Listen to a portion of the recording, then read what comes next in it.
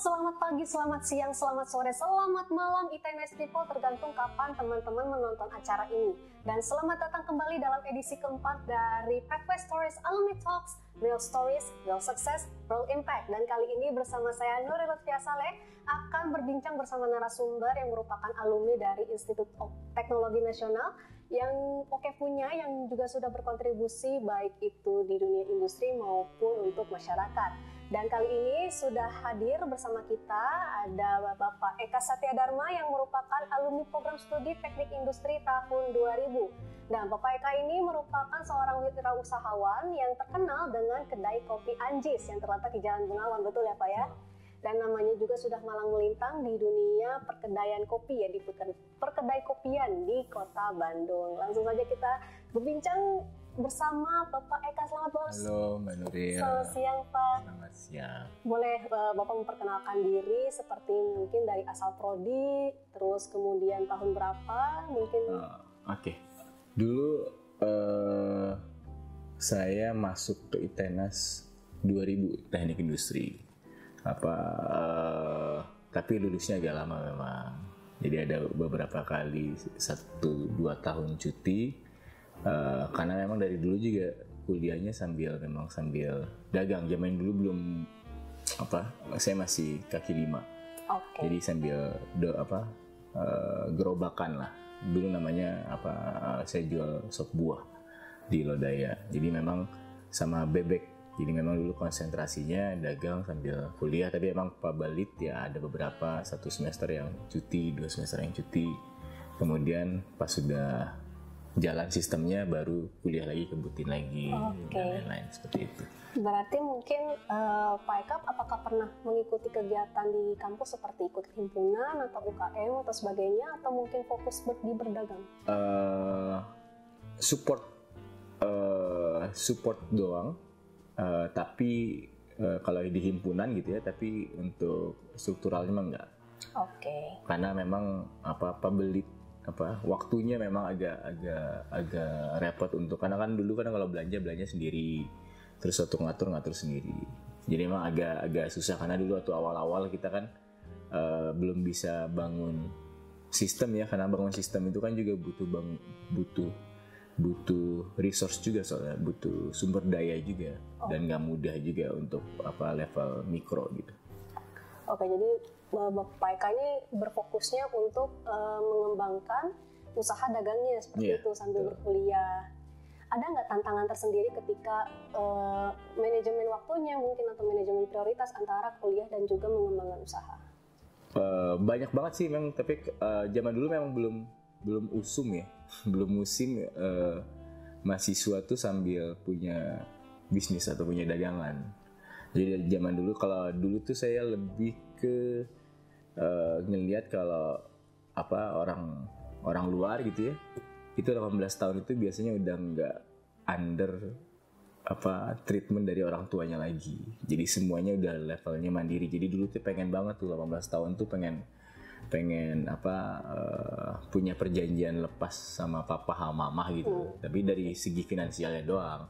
Tapi kalau tidur tetap di rumah, maksudnya tidur tetap di rumah. Tapi segi finansial kayak SPP dan lain-lain, semua uang makan, uang kencan lah, uang apalah gitu, kita pengen coba lepas. Dan itu memang waktunya kayak misalnya tiap subuh tuh saya pasti ke Pasar Induk Caringin. Jadi tapi nanti pagi kuliah dulu, nanti balik lagi terus nanti bolak-balik seperti itu. Jadi memang tantangannya satu, kalau fisik agak dikuras. Untungnya dulu suka main fisiknya agak kuat lah maksudnya. Jadi nggak kerasa, tapi memang agak buat yang lain-lain itu emang agak keteteran juga sih sebenarnya. Oke. Kalau boleh tahu mungkin latihan fisik apa nih yang sehingga bisa melatih?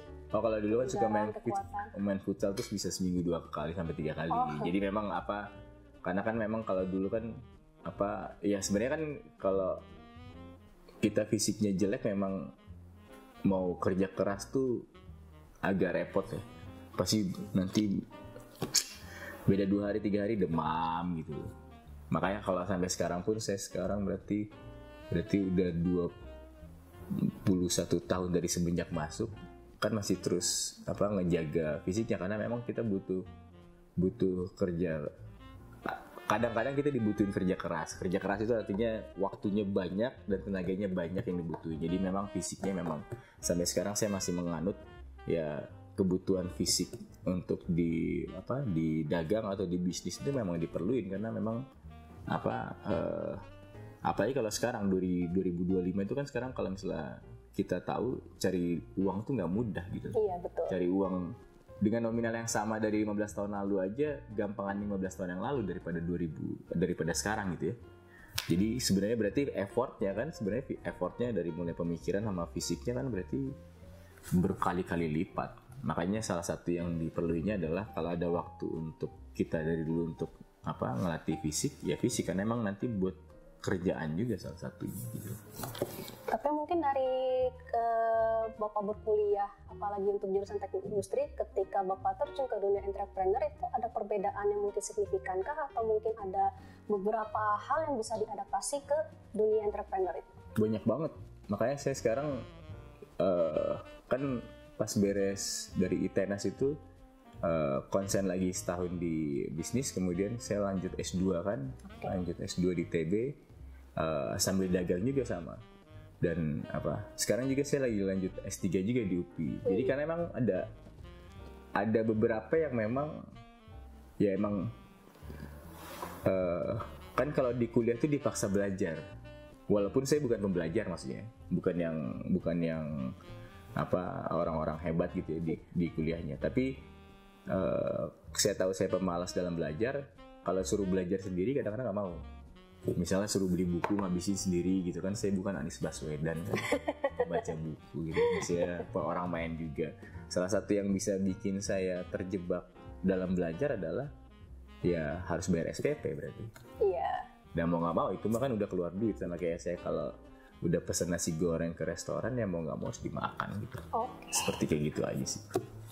Oke gitu. Bagaimana pengalaman-pengalaman yang sudah Bapak alami gitu ya, baik itu ketika berkuliah, baik itu ketika sudah berdagang itu, sehingga membentuk seperti Bapak yang sekarang gitu?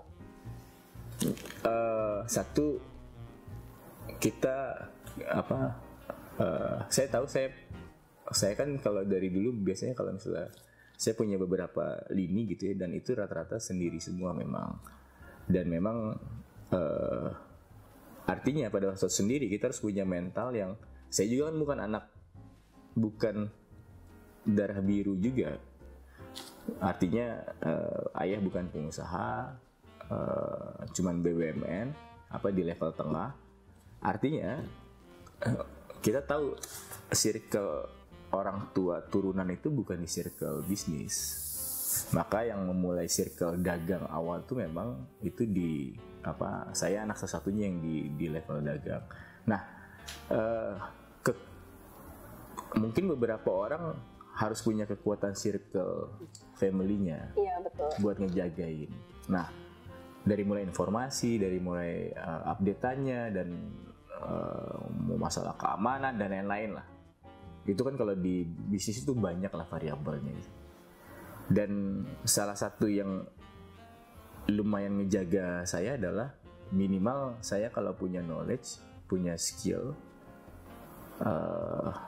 itu ngebentuk attitude saya untuk di dagang gitu ya, di bisnis itu agak kuat kalau ada tekanan dari luar yang variabel-variabelnya. Misalnya nih kayak gimana nih Pak, kalau boleh tahu? Ya misalnya kalau dulu kan kalau di F&B kopi kan, kalau belasan tahun yang lalu itu memang hanya ada beberapa brand lah, dan beberapa itu memang nyangka Kopi Anjis juga itu grup agak besar, grup sultan lah. Padahal kan sebenarnya kan grup anak biasa-biasa banget, cuman perorangan. Modalnya juga kadang-kadang kan kita dulu waktu itu pinjam ke programnya SBY itu kur pertama lah. Oh iya, kredit usaha rakyat pertama kalinya punya SBY gitu. Jadi memang kita mengandalkan memang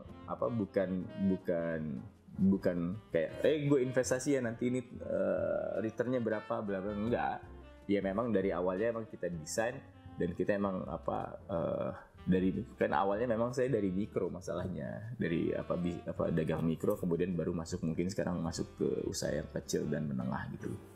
Nah, ada beberapa contoh. Pas satu kita agak, bukan di industrinya udah mulai tight nih, udah mulai panas nih, udah mulai semakin mendekat ke tempat kita. Jadi kan kalau dulu di zaman daerah dulu di Bengawan itu kan memang salah satunya itu sepi ya. Sekarang tuh emang muncul semua. Jadi ada beberapa brand tuh udah mulai ngedeketin kita tempatnya, dan pas satu tempatnya dekat kita, dekat pusat kita, terus dia kemudian mendiskon lah kopinya secangkir 5.000. Wah, udah nggak bener nih. Nah, maka disitulah peran pendidikan itu penting, supaya kita agak bisa ketahan hawa nafsu kita untuk kayak misalnya pengen balas dendam lah, pengen apalah, minimal kita tarik nafas, kemudian kita pikirin nih jalan keluarnya apa, karena semuanya nggak boleh sama emosi. Pada saat emosi, strategi yang keluar pasti strateginya itu bisa kebaca sama orang-orang, dan itu yang memang penting. Menurut saya ada pentingnya di situ sih. Beberapa keputusan-keputusan yang dibuat itu biasanya nggak pernah pengen ya buru-buru lah. Minimal kita memperhitungkan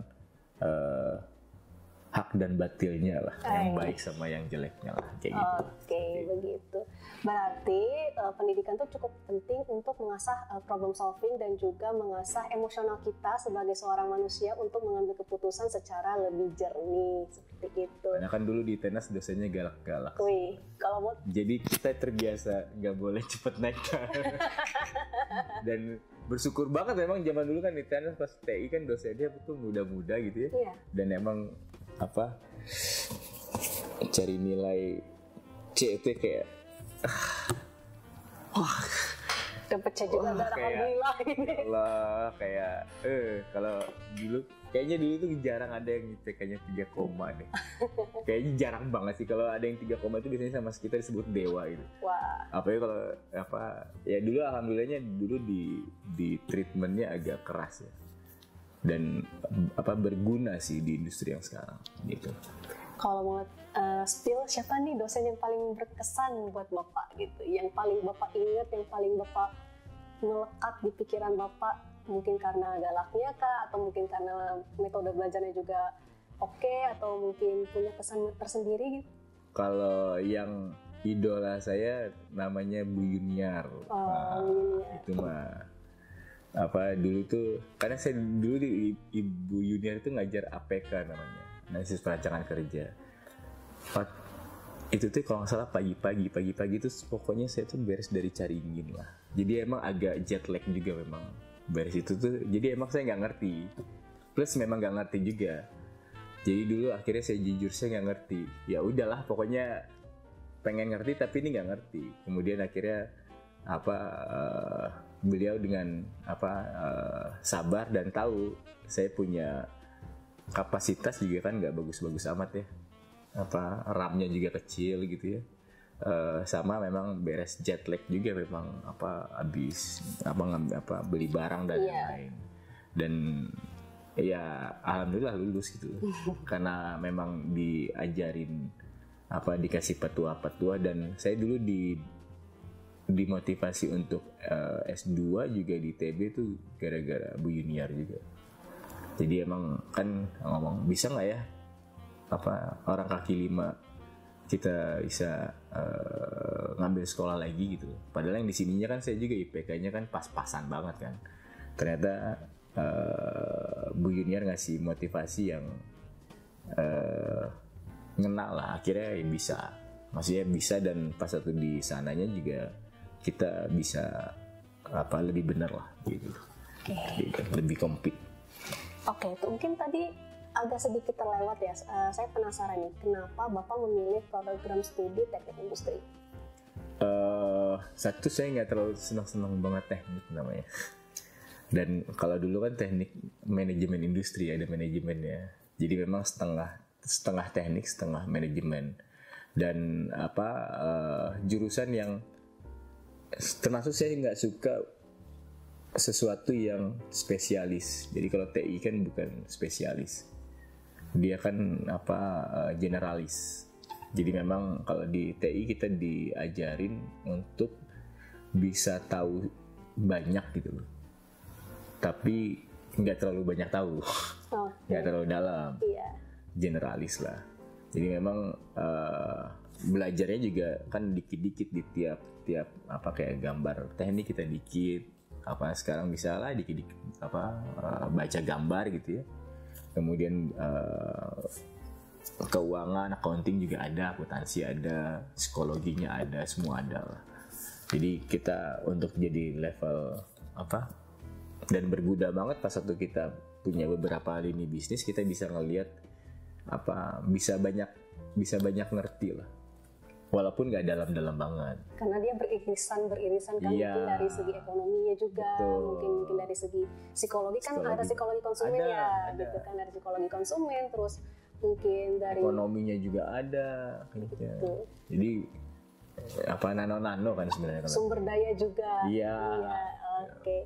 Kira-kira mata kuliah favorit Pak Eka apa nih selama kuliah? Dulu kewirausahaan pemasaran lah. Dulu, tapi kewirausahaan kalau zaman dulu kan masih mata kuliah pilihan ya. Iya. Kalau sekarang kan dari berapa tahun yang lalu tuh udah jadi mata kuliah wajib. Kalau dulu ngambilnya pemasaran dulu wajib, dan pemasaran itu nilai saya yang A sama kewirausahaan yang A lah. Salah satunya dua yang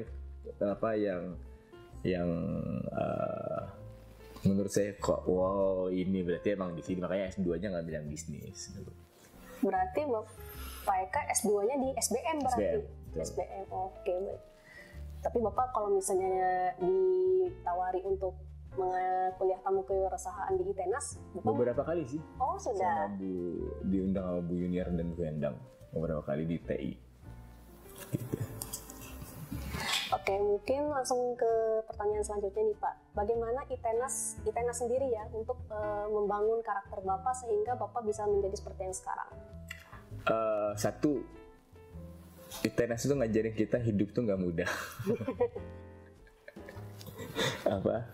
Misalnya kan kalau dulu kan ada ngomong kan ITENAS tuh agak gampang masuk, tapi bukan berarti gampang banget. Agak gampang masuk, tapi keluarnya susah ya minta ampun. Jadi artinya di dalam itu kalau kamu nggak punya jiwa fight yang tinggi banget, ya banyak ya sistem yang akan nahan kamu. Dan memang dan ekspektasinya nggak usah terlalu tinggi, karena memang akhirnya kalau dulu dapat C sama B itu udah dapat berkah banget kalau dapat B gitu ya. Kalau A itu mukjizat lah disebutnya sama kita.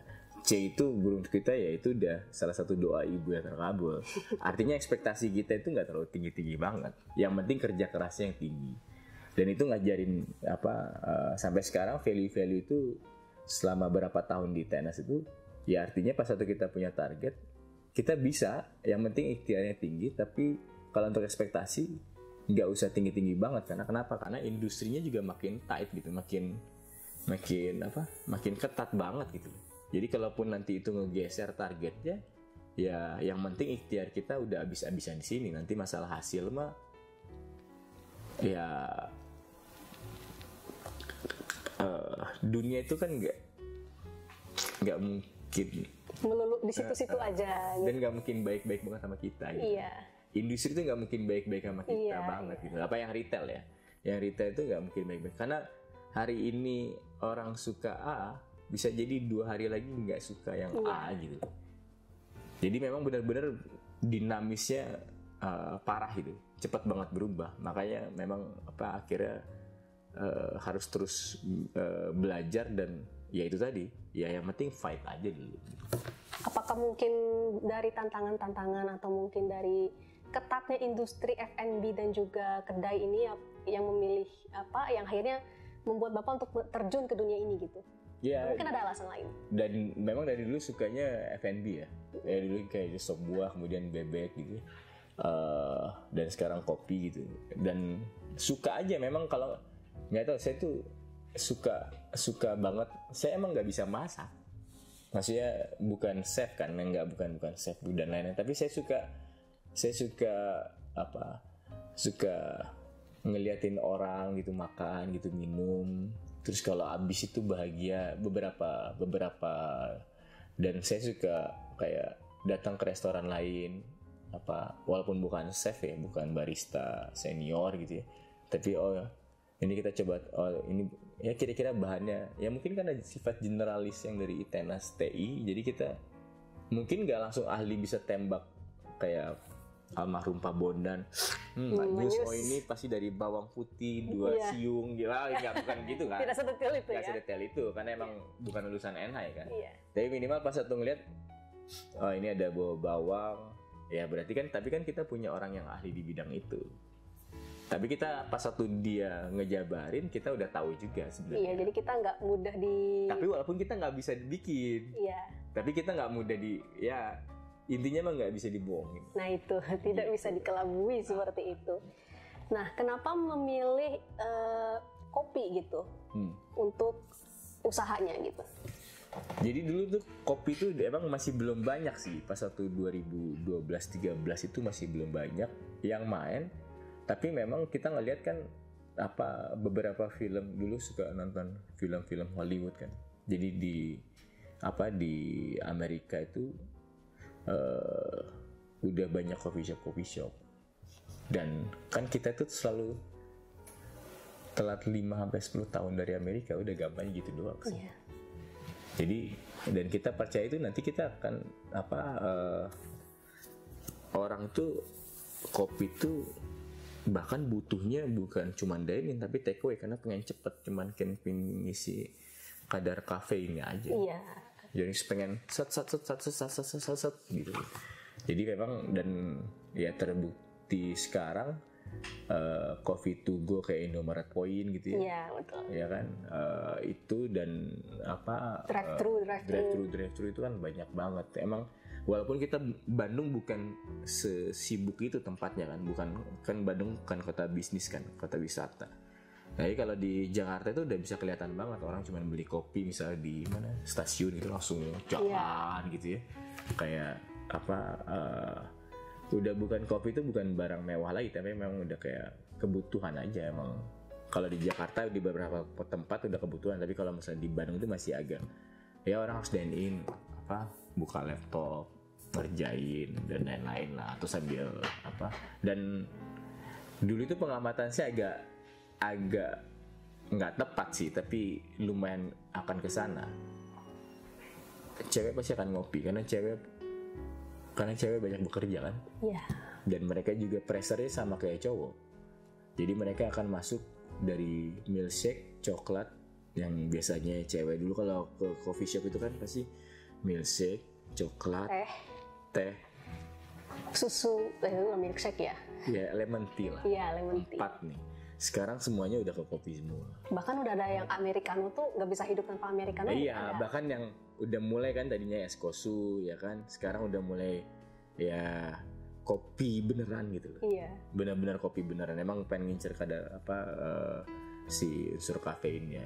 Dan nanti makin lama itu kan makin mungkin kopi tubruk itu ya cewek cowok nanti mungkin sama-sama kopi tubruk kali.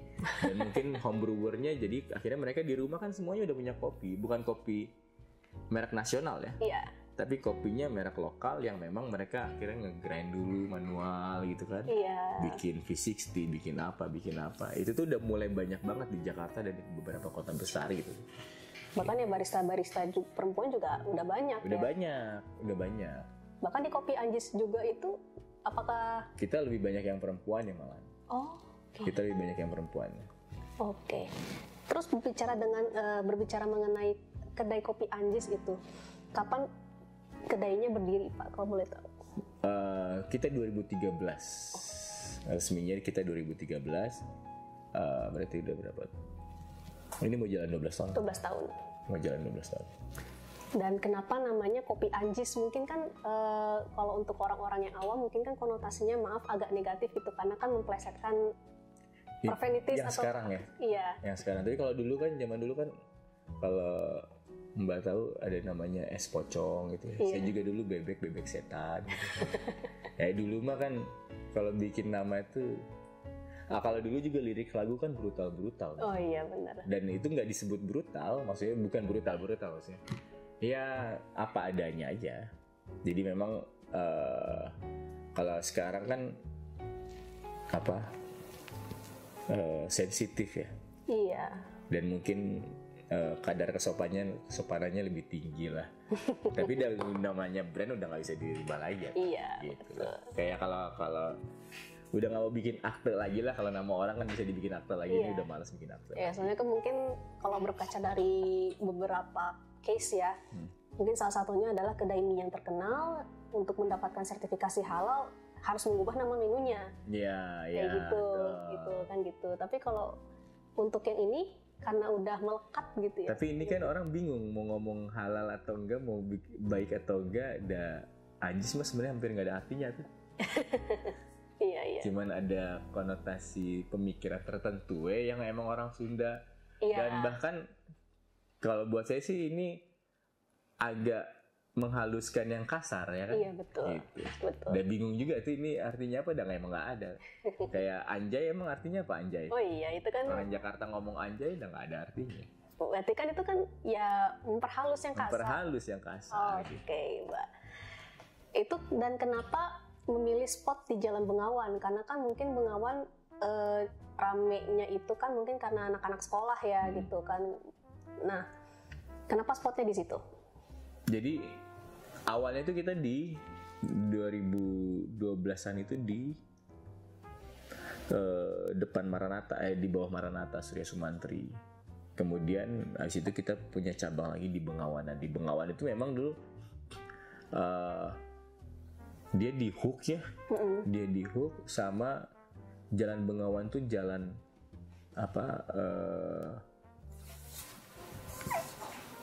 perempatan. Persimpangan. Ini kan Riau nih jalan utamanya, nah dia jalan keduanya lah. Ya, benar-benar. Jalan keduanya. Jadi kalau misalnya di Riau kan emang buat yang sultan-sultan. Yeah. Nah, yang kurang sultan, nah kamu ke saya lah kalau jalan dulu kayak gitu lah. Okay. Tapi aksesnya bisa dilewatin dari Jalan Sultan. Jadi kalau misalnya di Bengawan itu kan banyak.